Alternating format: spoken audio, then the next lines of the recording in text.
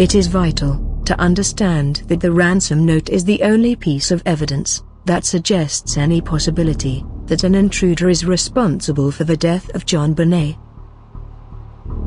And this is only if you accept the ransom note at face value. But who really accepts the ransom note at face value? Although the ransom note has been an instrument of deception, one must acknowledge how effective this deception has been. If indeed the ransom note is an instrument of deception, then the mode by which we analyze it, and attribute authorship, must take this deceptive nature into full account. At True Crime Oracle, we have taken the contentious position that although the ransom note contains what appears to be Patsy's writing, the hand that put pen to paper actually belonged to John Ramsey. We believe that John used the legal pad that had Patsy's daily to-do lists, grocery lists, and other miscellaneous writings. John composed the ransom note by using Patsy's handwriting as a template to forge. It is important to note that when police asked John for samples of his and Patsy's writing, John handed the police this same legal pad. We believe that the reason John chose to use Patsy's handwriting is simple, and less calculating than one might think. John of course understood that he could not use his own handwriting to compose the ransom note. We believe that while John was contemplating how he could compose the ransom note, he realized that the only other handwriting that he had available was Patsy's. Think about it. What other handwriting could John have used? Again, we contend that John chose Patsy's writing more out of necessity than shrewdness.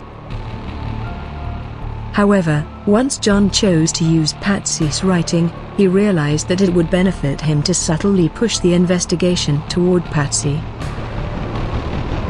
Did John do this out of spite for Patsy?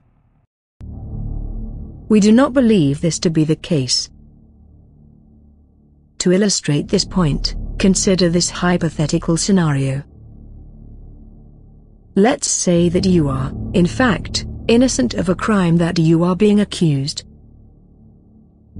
The police produce a handwritten note that was left by the culprit. The police show the note to you. They ask you if the handwriting looks like yours. You look down, and the writing does look like yours. It looks a lot like yours. But remember, you are, in fact, innocent. You did not, in fact, author the note. Do you confess to the crime? Of course you don't.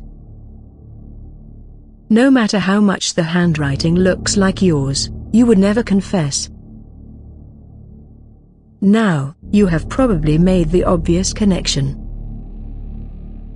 The hypothetical is basically what we believe happened to Patsy. We believe that John considered this. In other words, John knew that no matter what police presented as evidence, Patsy would deny authorship of the letter. So, although we believe that John subtly pushed the investigation toward Patsy, we do not think that John wanted Patsy to go to prison. So did Jon frame Patsy? Our answer to this question is not really. If John really wanted to outright frame Patsy, he could have left something far more incriminating when he staged the crime scene. The paintbrush used for the garrote was from Patsy's kit. We believe John may have chosen the paintbrush, again, out of necessity, rather than to frame Patsy. We believe that any staged evidence that pointed toward Patsy was incidental to John's larger plan of creating the kidnapping scenario and getting JonBenet's body out of the house in the suitcase. So to summarize, Jon could not use his own handwriting to compose the ransom note. Jon realized that the only other handwriting available was Patsy's. Jon chose the legal pad that Patsy wrote her daily lists on, as a template for creating the ransom note.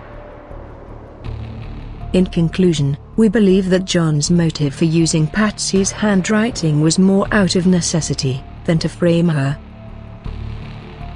It would be simple to just conclude that Patsy wrote the ransom note with her own hand. But we believe that there is too much circumstantial evidence against this being the case.